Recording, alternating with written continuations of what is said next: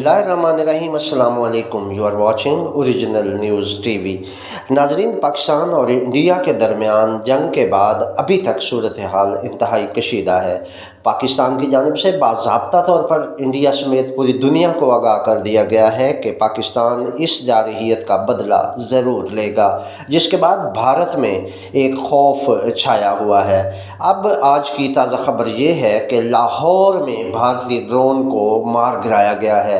भारत के खौफ की अलामत ये ड्रोन के वो ये चेक करने के लिए ड्रोन भेजा गया था कि क्या पाकिस्तान में कोई पेशरफ्त हो रही है इंडिया पर हमले के हवाले से, क्या कुछ तैयारियां की जा रही हैं। इन तैयारियों का जायज़ा लेने के लिए इंडिया ने अपना एक ड्रोन निगरानी के लिए भेजा था, मगर पाकिस्तान के माहिरीन ने इंतहाई हिकमत अमली के साथ उस ड्रोन को लाहौर तक आने दिया और लाहौर लाकर उसको गिरा दिया। लाहौर के इलाके वाल्टन रोड पर 3 धमाकों की आवाज़ सुनी गई, जिसके बाद पुलिस ने जब उस धमाके की जगह का मुआयना किया तो वहाँ पर एक ड्रोन मिला।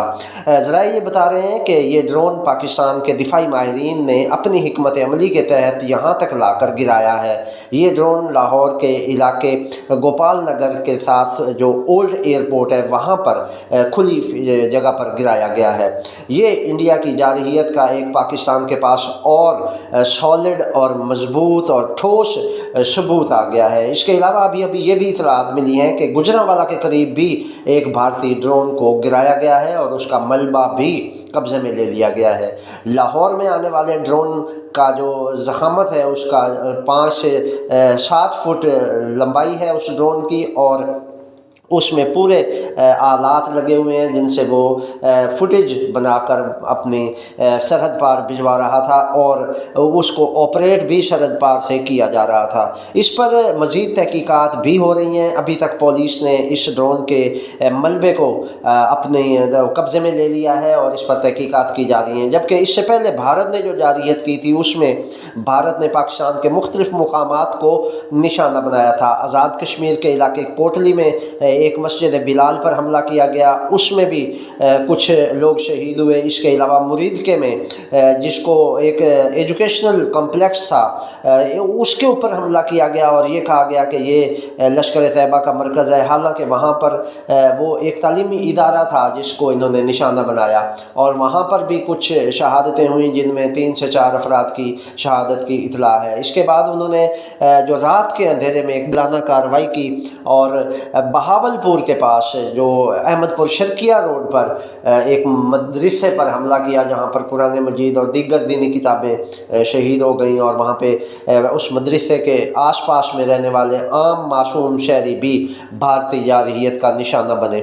इसके रद्द-ए-अमल में पाकिस्तान ने भारत के 5 जहाज़ गिरा दिए हैं और उनमें राफेल तैयारा जो पेरिस और फ्रांस की जानिब से एक पूरी दुनिया में उसकी एक मार्केट वैल्यू थी वो सारी ज़मीन बोस कर दी है पाकिस्तान के शहीनों ने।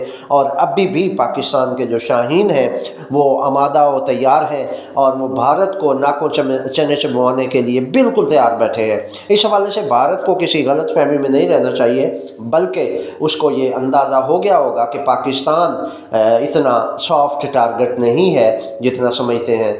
भारत में भारतीय सियासी और मजहबी रहनुमा इस स्टंट को जो भारत ने ये हरकत की है इसकी मजम्मत कर रहे हैं और इसको मोदी का एक हरबा करार दे रहे हैं कि मोदी इलेक्शन जीतने के लिए ऐसी हरकतें कर रहा है। मोदी ने अपनी एक सीट जीतने के लिए पूरे इंडिया का अमन दांव पे लगा दिया है, पूरे इंडिया की आबादी की ज़िंदगियाँ ख़तरे में डाल दी हैं। तो इस हवाले से भारत के अवाम को ये चाहिए कि वो मोदी का एहतसाब करें कि इस माहौल में जब पाकिस्तान एक एटमी क़ुव्वत है, पाकिस्तान एक मजबूत दिफा रखता है, उसके साथ पंगेबाजी करके उसने भारतीयों को ख़तरे में डाल दिया है। तो मोदी दरअसल पाकिस्तान के लिए नहीं खुद भारत के लिए ख़तरा बन चुका है। इस पर भारतीयों को ज़रूर सोचना चाहिए।